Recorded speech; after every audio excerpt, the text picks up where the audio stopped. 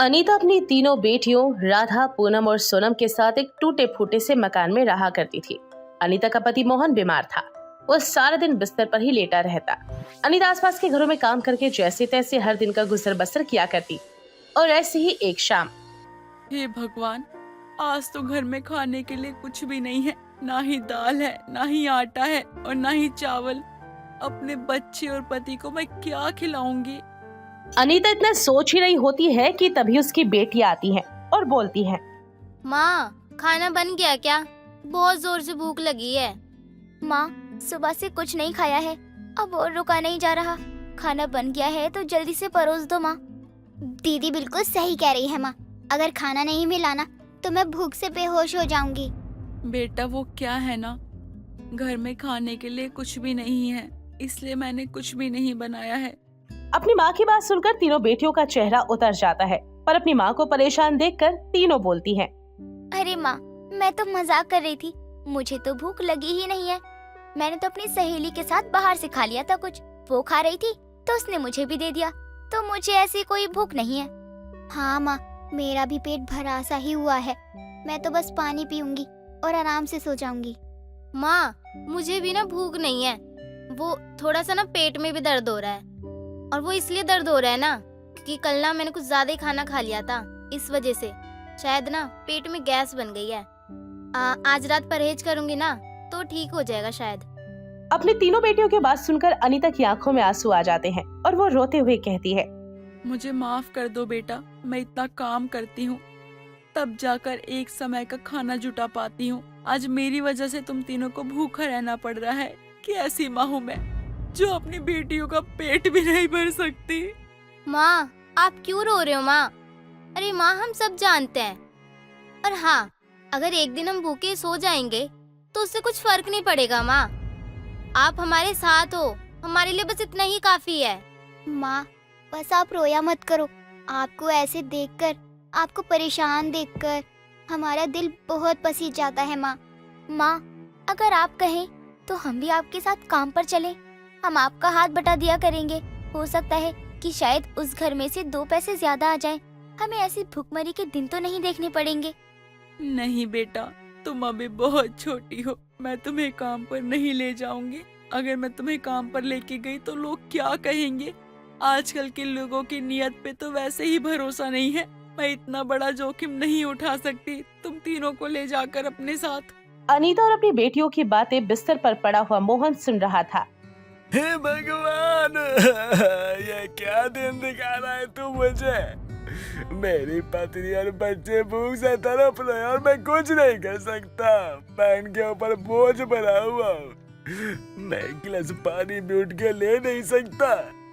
मेरी पत्नी कितना कुछ करती है, लेकिन मैं बिस्तर पे पड़ा रहता हूँ। किसी लायक नहीं हूँ मैं, ना तो अच्छा पिता बन पाया, ना अच्छा पति बन पाया। मैं तो जीने के लायक ही नहीं हूँ। मुझे घिन आती है।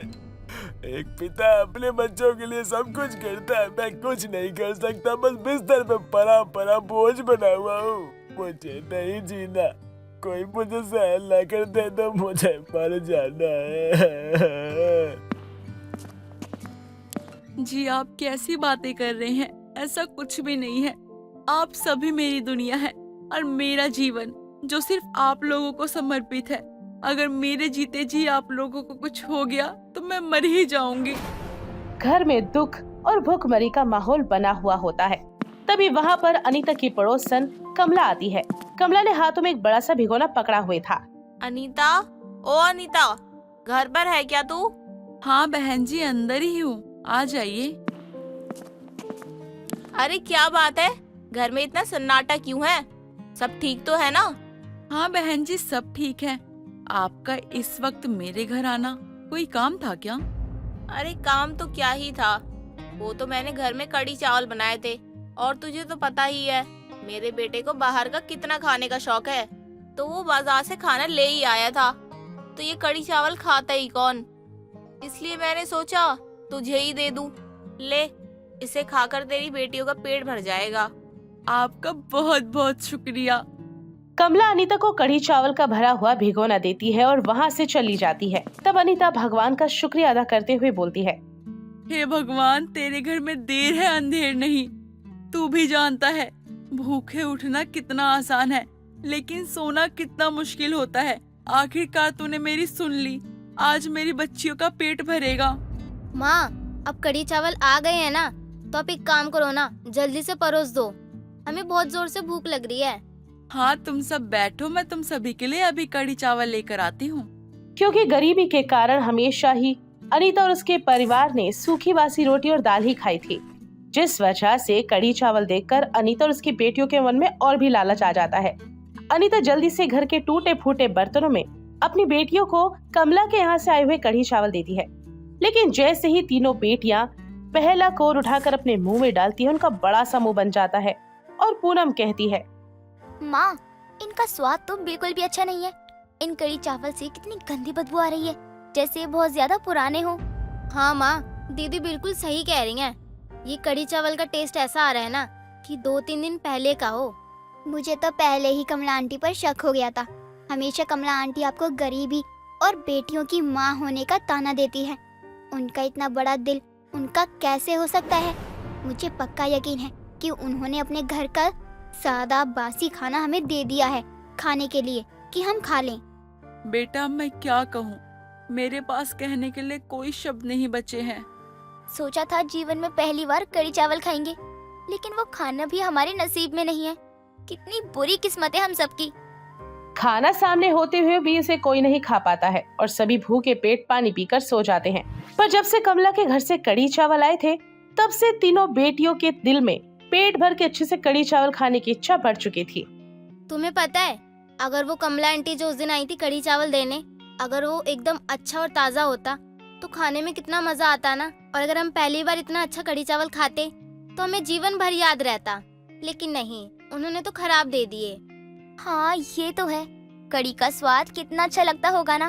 आज तक हमने बस कई दिनों की बासी रोटियां ही खाई है, कभी ऐसी चीज खाने का मजा ही नहीं लिया। ये बात तो सही है कि हम इतने अमीर होते कि हम भी पेट भर कढ़ी चावल खा सकते। अब तीनों बेटियों की बातें अनीता चुपचाप सुन लेती है। हे भगवान, इतनी गरीबी किसी को मत देना कि मेरी बेटी अपनी पसंद का खाना खाने को भी तरस रही हैं। अब मैं क्या ही करूंगी, लेकिन अपनी बेटियों को कढ़ी चावल तो जरूर बना के खिलाऊंगी, फिर चाहे कुछ भी हो जाए। इतना सोचकर अनीता काम की तलाश में निकल जाती है, लेकिन वो अच्छे से जानती थी कि केवल लोगों के घरों में काम करके अपने पेट को नहीं पाल पाएगी, इसलिए वो अन्य किसी काम की तलाश में निकल जाती है। इधर उधर भटकते उसे एक बूढ़ी काकी मिलती है, जो अनीता को रोकते हुए कहती है, अरे बेटा सुनो, क्या तुम मेरी थोड़ी सी मदद कर दोगी? हाँ कहिए, क्या मदद चाहिए आपको मेरी? बेटा, मुझे घर में शाम का खाना बनाना है, लेकिन अब इन बूढ़ी हड्डियों में इतनी ताकत नहीं है कि मैं जंगल जाके कुछ लकड़ी इकट्ठी कर सकूं। क्या तुम मेरे लिए जंगल से लकड़ियां काट कर ला दोगी बेटा? जी मैं ला दूंगी, कोई बात नहीं। आपका घर कहाँ है? मेरा घर यहाँ से थोड़ी ही आगे है, चलो मेरे साथ, तुम्हें मैं दिखा ही देती हूँ। बुढ़िया अनीता को अपने साथ ले जाती है। कुछ दूर चलते ही बुढ़िया का घर आता है। काकी के घर पर उनको छोड़कर अनीता जंगल से लकड़ियां इकट्ठा करने के लिए निकल जाती है, क्योंकि एक शाम पहले ही तेज बरसात हुई थी, जिस वजह से जंगल की सारी लकड़ियां गीली होती है। ऐसे में खाना बनाने के लिए सूखी लकड़ियां लाना बहुत मेहनत का काम था।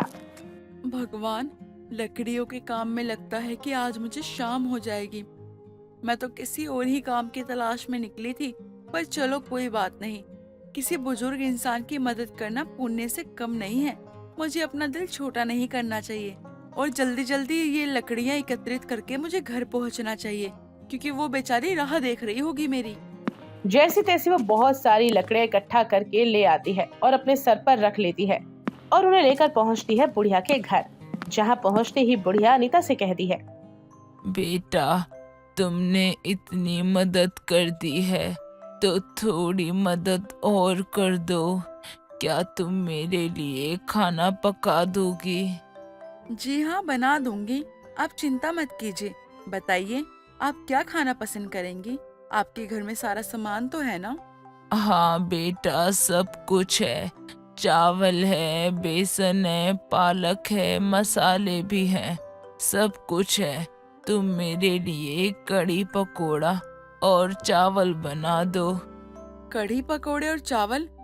हे भगवान, मेरी खुद की बेटियां भी यही सब खाने के लिए तरस रही थी, पर मैं अब उन्हें खिला नहीं सकती। ये सारा सामान मेरे पास भी होता ना, तो मैं अपने बच्चों का पेट भर पाती। नहीं नहीं, मैं ये सब क्या सोच रही हूँ।